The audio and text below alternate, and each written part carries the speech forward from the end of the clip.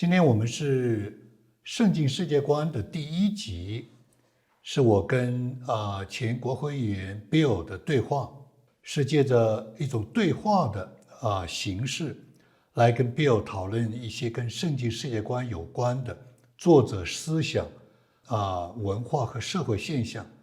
那同时也包括一些对时局的走向一些的观点。Bill 跟我在过去20年中成了好朋友，他跟我的谈话，按照他的意思来说，20年90%谈的内容都是跟圣经世界观有关。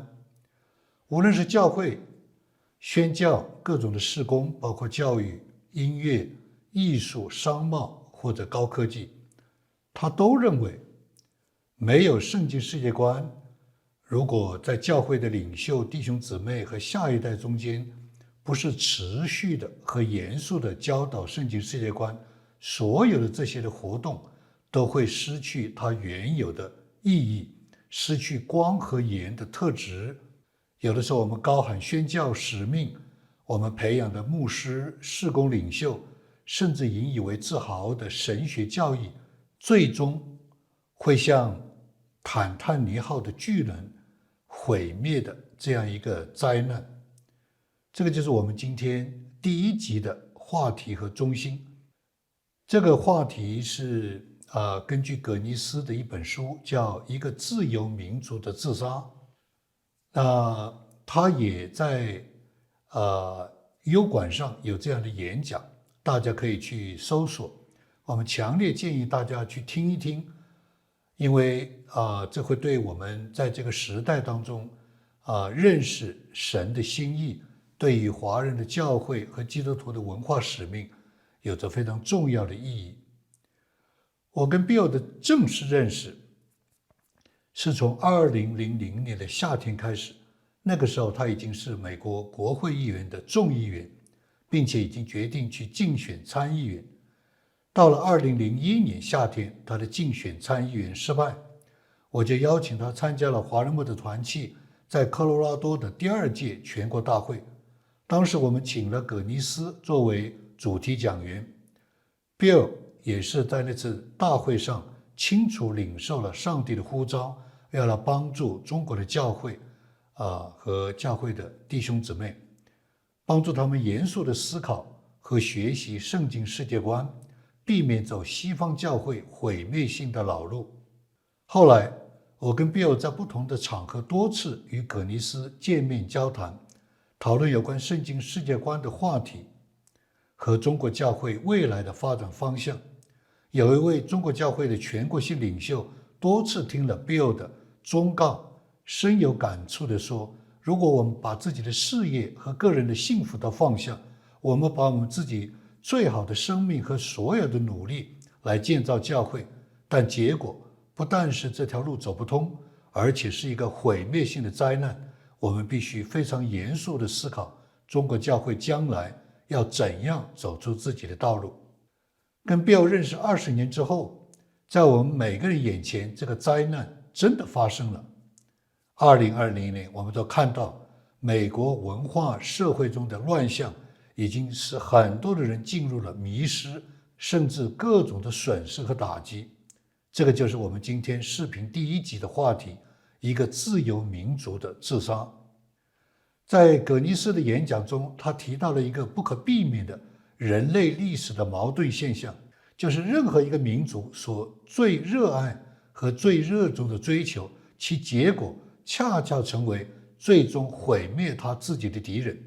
这或许是从社会学的角度证明了一句名言，你的最大的敌人就是你自己。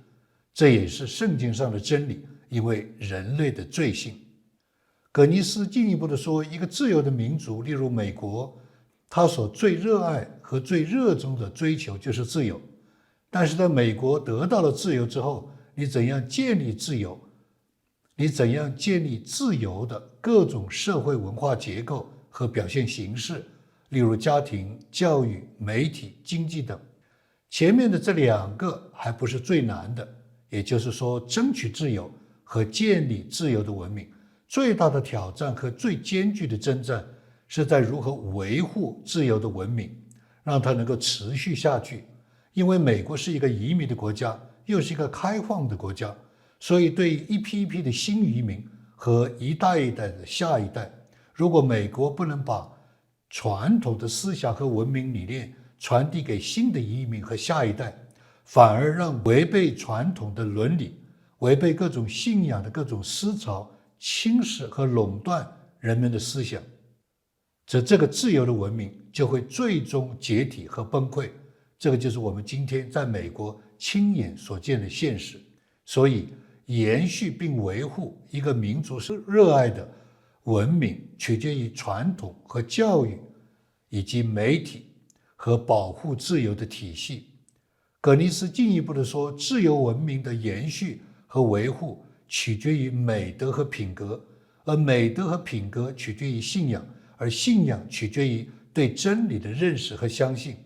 只要破坏了这样的一个自由的逻辑关系和文明生态，大到一个国家，小到一个社区和家庭，就会面临自身的自由生态的断裂，甚至导致终究的崩溃。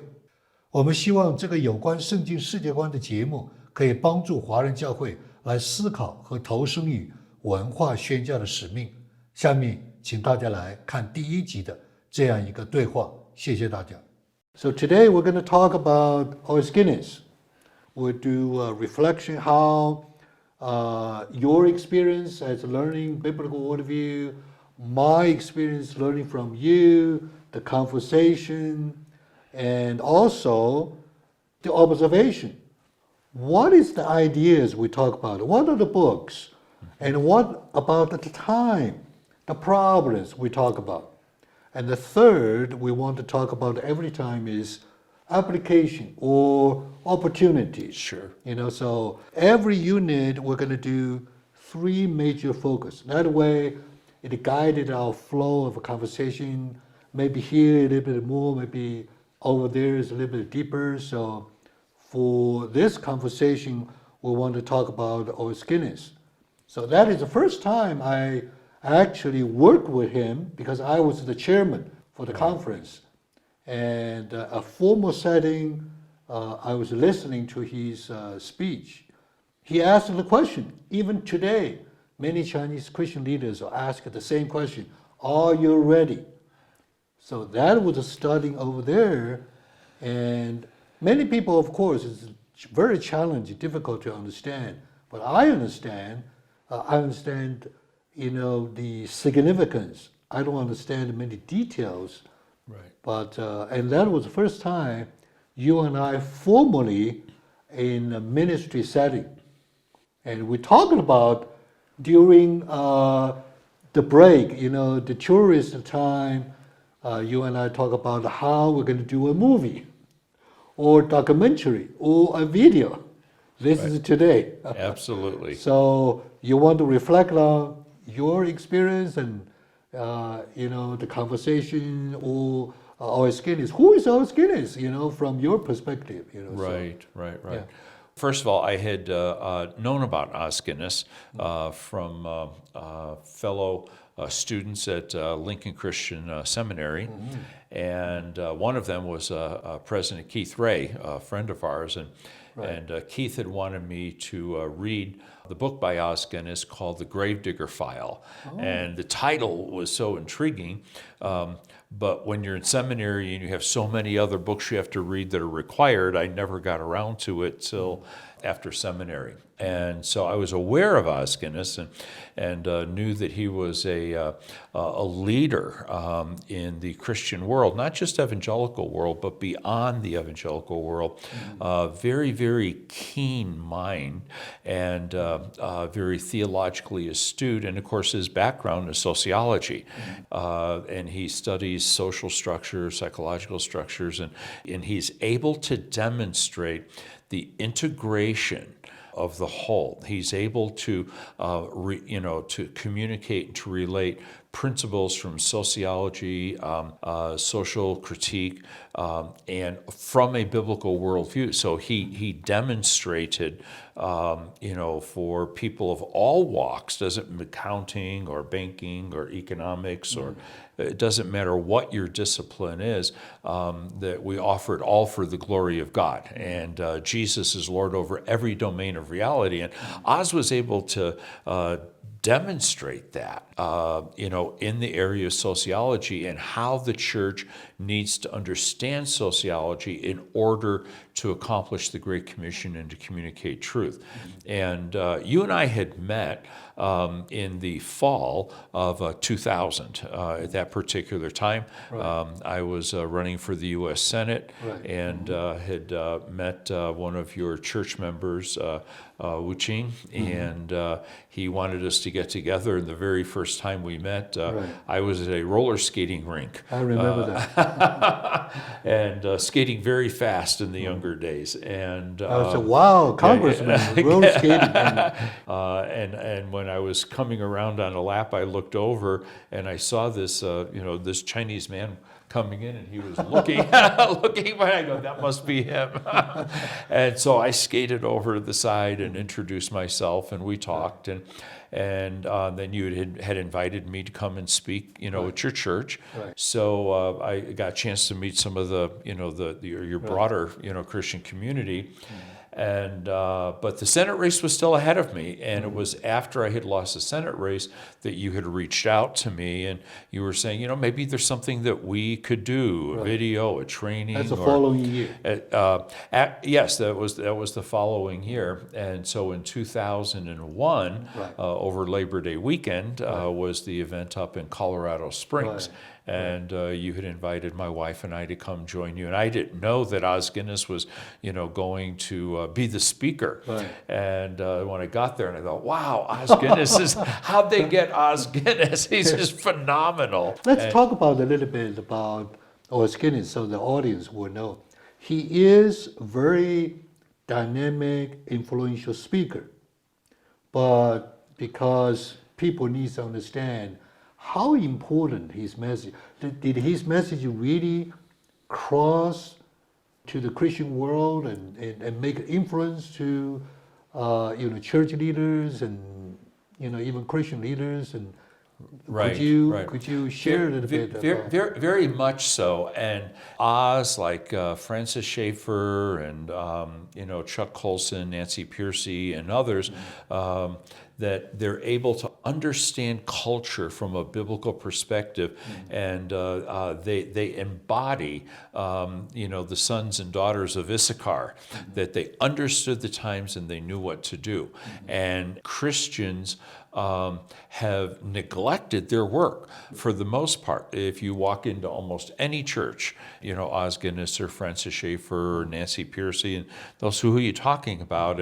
And my response is, these are the people that know what the church need to be doing now in this day. And so there's a concern that you and I have shared, me for the American church, you for the Chinese church, and both of us for the global church, in terms of every Christian understanding a biblical worldview to take every thought captive to the obedience of Christ, to live out their calling, which is one of Oz's books, their calling with the gifts that God has given them in their everyday walk, that there's nothing that does not come under the lordship of Jesus. And so Oz demonstrates that, tremendously, and at that particular event. And he communicated to the leaders there, and you being one of them, and saying that, that people of China are going to be having a discussion of what kind of society we're going to have, what kind of people are we going to be. And he described, this conversation that will take place when, the Communist Party collapses of its own weight, as it did in other countries. And he basically and politely said, that's a good thing. The bad news is you guys aren't going to be in the room. and that it was important for the Chinese Christians not to follow the American Christians and having a church that is compartmentalized away from the world. We need to be integrated in the world, but not of the world, proclaiming Jesus as Lord of every domain. And I was sitting there in the very back of the room with my wife, and I said, that's what we want to do. And you had a breakfast with him. Had the breakfast with him, and actually, the evening after his talk, he and I sat up in the lounge area and had a couple drinks, and we were communicating. I mean, he was asking about my background, and I was asking more about his, and it was so evident that God was speaking through him, and that what he had to say and others, that we've got to be able to bring biblical worldview into the lives of every Christian in a significant way so that they can be what God created them to be. And of course, that was what his book, The Call, is about. But he's written so many other books. One of my favorites is Free People's Suicide, his book on the global public square, and Impossible People. I think I have all of his books, and each time I read him, I'm refreshed, I'm energized, because he has a sense of painting a huge global picture where Jesus is the central character. It's a blessing for us to be on board and communicate the grandeur of Jesus in everyday walk of wherever God sends us. So let's quickly do a little bit of observation. Let's talk about his idea, his book about free people's suicide. I mean, I listened to that video many times. Every time it's giving me more thoughts and more observation. Here's a question. Before we get into say, what is the ideas, central ideas he talked about in that book? If America could not sustain the freedom, and the free people commit the suicide, you kill yourself, So a free people in the free will and commit ending this, the freedom. So basically, people were asking, Guinness is doing sociology, and he's great thinker, great speaker, but what's the reality? Well, one of the things that Oz does early on in the book, he tells a story about an old soldier that fought the American Revolutionary War. And, a young man comes to interview him, and the young man asks questions. And the older man says, we didn't go for any of those reasons. We didn't fight the war. Money, we didn't go for money. We didn't go because we were oppressed. And he said, we meant to be free. And they didn't want us to. And freedom is a key word and is also a biblical word, okay? Because we see Jesus in his teaching saying, we will know the truth, and the truth will set us free, okay? And then he says, I'm the way, the truth, and the life. It's impossible to have full freedom without having full truth. If you only have partial truth, you only have partial freedom. And so freedom and truth have to come together. And one of the things that Francis Schaeffer would talk about, who was a person who had a tremendous amount of influence on the thinking of Os Guinness, is that Francis Schaeffer says that freedom has to have form. If it doesn't have a form, then freedom is destructive of itself. And Oz talks about that self-destruction, that the number one enemy to freedom is freedom. Oz talks about how important that it is that America, that it does not live contrary to the purpose for which it exists, or does not live contrary to the basic principles of a free society. You can only do that for so long before the society collapses. So hence the title, Suicide of Free People. We see it today. We see people that are saying, I'm free, and they go out and they knock over statues, and they set the courthouse on fire, and well, that absolute freedom with no form leads to chaos. And the more chaotic it is, all that does is invite a tyranny oppressor to stop that. And Oz discusses all these things, in the book of the Society of Free People.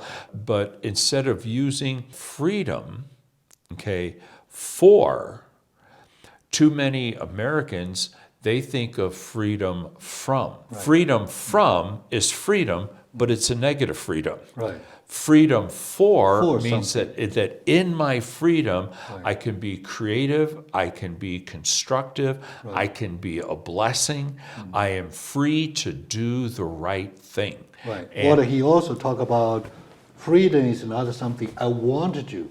Freedom is something I ought to do. That's correct. As a responsibility. Key concept about freedom, how a country like America, you're fighting for the freedom, and then the first goal is the fighting for the freedom or achieve the freedom. Secondly, structure, as you said. Yes. Structure of freedom. Yes. The forms. Yeah, the forms. The most difficult thing is to sustain the freedom. Is to sustain the freedom. And sustain the freedom requires virtue. Right. Virtue requires character. Right. Character requires a faith. Right. And which is the truth. Right. So that is how we see in America today as observation, how freedom, and also give a warning. We see most critical time and freedom is collapsing. It's because, you fight for freedom, freedom become your enemy. That is because the structure of freedom and the virtue of the freedom. That is how, when we observe America in big trouble, it's the virtue. We lost virtue. Further goes on with saying, you need to educate people. You need to pass on. It has to be passed on. It has to and be passed if on. you go to the high school, go to the community, people, like you said, people go to don't the know. senior center. Yeah, people really don't know about. No, they don't. They don't. So that is how America is collapsing, and what is the opportunity if we look at that? Can you? Well, one of the things that I love about what Oz has said, that they'll talk about, make America great again, and he said, well, what made it great in the first place? Exactly. and we have to go back to that. You go back to that. And of course, you've heard me say before. In fact, the very first message I gave the very first time I preached at your church was this message, that the American founders, that because they were so influenced by the biblical worldview, that, God is not only holy, God is not only just, God is not only loving, that God, is free. God chose to make the creation. God was so free, he didn't have to make it if he didn't want to. And so part of the identity of who God is that God is free. Well, guess what? You and I are made in the image and likeness of God. The young people here, in the studio, they're made in the image and likeness of God. And those that are watching this, they also are made in the image and likeness of God. Part of being made in that image is the capacity to be holy, the capacity to be loving, the capacity to be free. That freedom is a part of our nature, regardless of race, regardless of gender. We're all made in the image and likeness of God. But when we suppress that image that we bear in our very beings, that's when the love stops. That's when the freedom stops. That's when the holiness stops. That we're acting contrary to who we are as the bearers of the image and likeness of God. And so the founding fathers, they were so influenced with the idea that God was free, that he's the one that made us free. We were born free, and free he intended us to be. And so when they wrote the Declaration of Independence, they didn't say, well, we think we ought to just be able to do whatever we want. They didn't say that at all. What they did is that they said that we hold these truths to be self-evident, that all men are created equal, that they're endowed by their Creator with certain unalienable rights, the right to life, the right to liberty, and the right to pursue happiness, and that governments are instituted to secure those rights. The most important word of that whole statement is Creator. It's not freedom. It's not life. It's none of those things. But when society begins to pull the idea of a personal creator out of that society, the only thing that is left for the human to have a wrong view of who they are as being made in the image and likeness of God, and they begin to lose that freedom. And so Oz addresses some of these things in his book, Suicide of Free People, and he calls us back, not just Americans, but he calls people across the world to recognize that they bear the image and likeness of God, and that it is God who made us free, and we are in and of ourselves. If we misuse that freedom, then basically it's a suicide of a free people. So our final analysis always talk about cauliflower culture. Yes. So America as American experiment that requires a virtual people, requires faith, and requires truth. When those things are gone, there's no free society, there's no freedom, there's no America. That's right. So that's right. If God goes, the virtue goes with it. Right. So in that sense, what do we need to see the opportunity and restoration, if there is, we can use the term, come back to the virtual, come back to the faith, come back to the truth. That's how the community, the churches across America, Asian people, Chinese people can really do, in everyday life to restore. Those are principles that are true for all peoples, that God made us. All of us are made by a creator, and he has endowed us. He has gifted us with the right to life, liberty, and the pursuit of happiness. Talk about his idea, his book about free people's suicide. Oz, like Francis Schaeffer and